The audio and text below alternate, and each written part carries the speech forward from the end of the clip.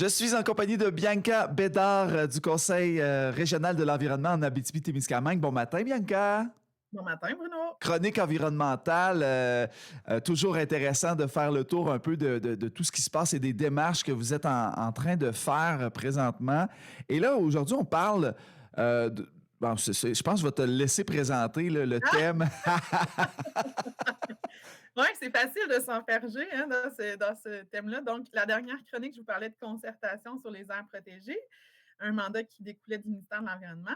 Nous avons aussi un deuxième mandat du ministère de l'Environnement en concertation, mais cette fois-ci, c'est sur les espèces exotiques envahissantes floristiques. Et avant de poursuivre, Bruno, j'aimerais bien t'entendre sur qu'est-ce qu'une espèce exotique envahissante pour toi? Ben, d'entrée de jeu, là, on a tellement entendu parler. Pour moi, selon moi, ça serait les algues bleues ou des patentes de même. Là, des algues qui viennent d'un autre cours d'eau puis qui ont été transportées par un bateau qui n'a pas été rincé. En tout cas, c'est comme dans mon imaginaire, là, c'est ça. OK. Bien, je suis contente. C'est une mauvaise réponse, mais OK. je suis contente parce qu'on va l'adresser, cette question-là, avant que je rentre dans mon sujet. Alors, les fameuses algues bleues aux cyanobactéries là, qu'on a entendues abondamment là, dans les années 2010, puis je trouve qu'on en entend un petit peu moins dans les médias dans les dernières années. Les algues bleues vertes ou les cyanobactéries, il faut savoir qu'elles sont présentes de façon naturelle dans les plans d'eau, les cours d'eau. Ce serait d'ailleurs le plus vieil organisme vivant sur la Terre. Donc, si vous me suivez, nous sommes tous, nous descendons des cyanobactéries. Je le dis de même. Après ça, il Oui. faut croire à la théorie de l'évolution, là, mais de ce qu'on en sait, on serait tous descendants des cyanobactéries. Les cyanobactéries, là, ils deviennent visibles lorsqu'elles ont accès à de la nourriture, donc du phosphate, de l'azote. Donc, si dans votre plan d'eau, vous avez par exemple beaucoup d'agriculture à proximité et où vous avez beaucoup de résidences, que les installations septiques ne sont pas conformes, ben là, vous avez des nutriments là, qui rentrent dans le lac, du phosphore, de l'azote. Eux sont là en dormance. Oups, il y a quelque chose à manger. Fait qu'ils consomment. Puis là, finalement, ils se développent. Là, ils deviennent tellement abondantes qui font une floraison qu'on appelle, et là, ils deviennent visibles à l'œil nu. Mm. Et c'est là qu'on assiste à plein de problématiques. Là. Je ne rentrerai pas trop dans les détails. Mais les algues bleu-vert, les cyanobactéries, ce n'est pas une espèce exotique envahissante. C'est vraiment, ça existe dans nos cours d'eau. Il faut juste s'assurer qu'on a des bonnes pratiques environnementales pour pas trop les gaver là, en Bon, ben nutriments. merci de la précision. Alors, une espèce exotique envahissante, c'est une espèce, ça peut être à la fois autant flore que faune, donc des animaux comme des arbres ou peu importe, des plantes, qui a été introduit dans un milieu dans lequel elle n'est pas naturellement présente. Souvent, c'est malheureux, mais c'est souvent l'homme qui est à l'origine de l'introduction. Puis, on dit envahissante parce que souvent, dans son nouveau milieu d'introduction, et prolifère au détriment des espèces qui sont indigènes, c'est-à-dire les espèces qui sont natives de là. Et là, il vient une compétition avec les espèces qui sont naturellement présentes, puis là, sont capables de prendre beaucoup d'espace. Il y a des espèces exotiques envahissantes qu'on dit naturalisées parce qu'elles sont présentes sur notre territoire maintenant, puis elles n'ont pas de problème d'envahissement, donc elles ont trouvé leur place, puis elles ne sont pas exponentielles. Je vais en dire, on en a plein autour de nous, là, ça va peut-être vous étonner, mais par exemple, le pissenlit, la marguerite, ça en est. Ils ne sont pas problématiques, mais ils ne sont pas d'ici. Elles ont été importées d'Europe. Les vers de terre, ce n'est pas originaire de l'Amérique du Nord. On a plein aussi d'oiseaux comme les tourneaux sansoniques, on voit beaucoup. Il y en a plein qui disent des létourneaux, là. Mais ça, c'est pas originaire d'ici. C'est un New-Yorkais qui tripait sur Shakespeare puis qui a importé 30 coupes, si ma mémoire est bonne, à Times Square, des tourneaux. Puis maintenant, on en compte 300 millions Oui, il y en a en Amérique. beaucoup, Ouais, effectivement. c'est ça. Wow, Ça, c'en est une c'est donc bien intéressant, ça. Malheureusement, il y a des espèces qui sont problématiques Mhm. et c'est la raison pour laquelle on s'y attaque parce que c'est un peu, je dirais, un envahisseur invisible. Là.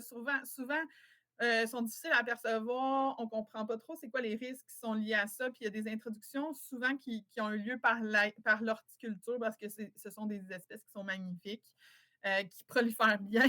Fait que c'est comme intéressant de les avoir dans les plates-bandes, mais une fois qu'ils sont installés, c'est bien Mhm. dur de s'en départir. Donc, nous, au Conseil régional de l'environnement, ça fait 10 ans qu'on coordonne un comité régional de lutte contre les espèces exotiques envahissantes sans budget. C'était fait en même là, notre fonds de roulement, là, notre financement statutaire. Puis on avait eu la chance d'avoir plein de partenaires de la région, comme les OBV des ministères, la CEPAC, par exemple, qui était aussi sur le comité. Puis on faisait des actions annuelles à la hauteur de ce qu'on était bien capable de faire avec nos budgets respectifs. Là, ce qui est intéressant, c'est que le ministère de l'Environnement a dit clairement il y a une progression trop importante des espèces exotiques envahissantes floristiques. Ça prend une stratégie nationale. Là. Ça prend vraiment une démarche à l'échelle du Québec qui est concertée, qui est harmonisée aussi pour s'assurer que le travail soit relativement uniforme dans les régions puis qu'on puisse arriver avec une stratégie. Et c'est les conseils régionaux de l'environnement qui ont eu ce mandat-là. Et là, Donc, ça serait quoi les espèces, là, les axes que vous aimeriez aborder dans les 10 prochaines années? dans les dernières années, on s'est beaucoup orienté vers le secteur aquatique. Donc, tantôt, tu as nommé les stations de lavage de bateaux.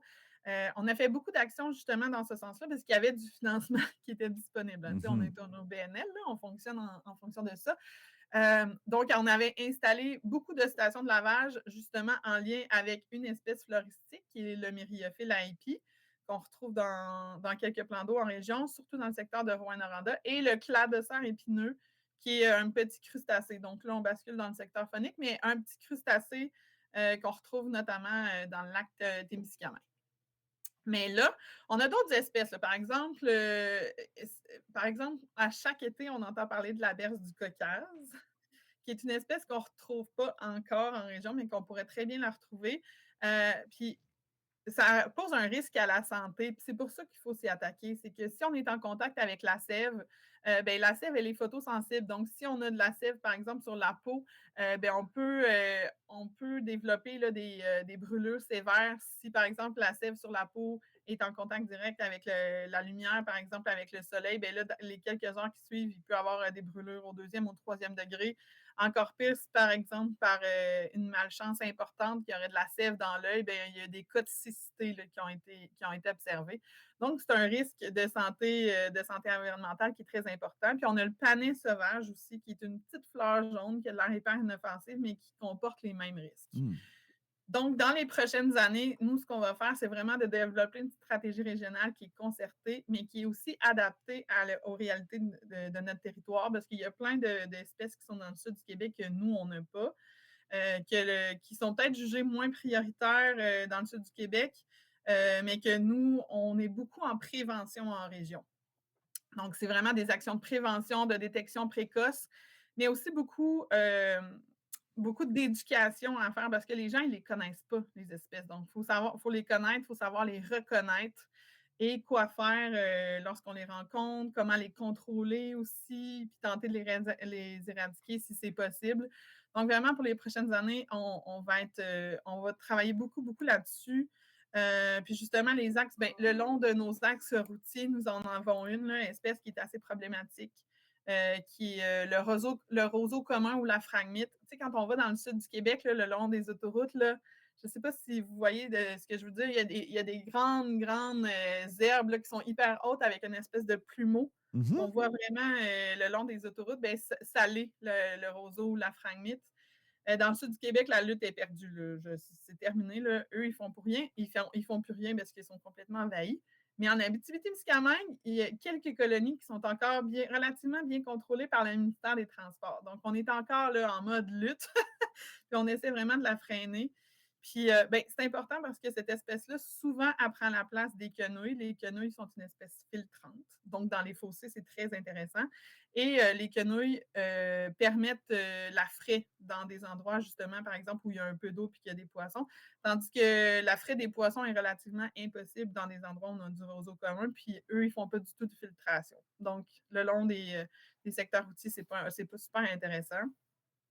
Sinon, justement, il y a l'axe de la santé. Il y a beaucoup d'espèces, justement, qui représentent un risque à la santé. Donc, on va beaucoup s'attarder à ça.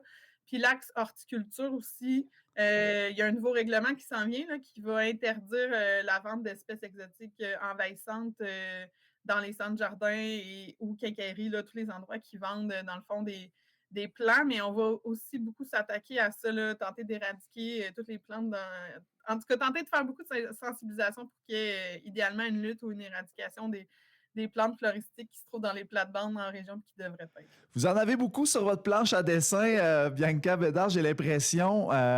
Puis là, ben, je vais inviter les auditeurs à aller s'abonner à votre page Facebook, Conseil régional de l'environnement d'Abitibi-Témiscamingue, parce que vous êtes très proactif sur différentes campagnes, justement. Puis là, ben, pour les espèces exotiques envahissantes, on parle d'un moyen terme quand même au niveau de la Oui. campagne, là. Oui. Donc, à chaque année, vous avez raison, là, à chaque printemps puis tout l'été, on fait beaucoup, beaucoup de publications, de sensibilisation, des capsules vidéo. Donc, on est très actifs et dans les prochaines années, vous risquez d'en entendre parler relativement souvent là, de ce dossier-là Et dans ici l'actualité. aussi à Radio Boréal. Donc, on peut toujours aller sur votre site internet creat08.ca pour tous les sujets, là, puis spécifiquement pour les espèces envahissantes, barre oblique, concertation, trait d'union EEEF. C'est bien ça, Oui, Bianca? c'est bien ça.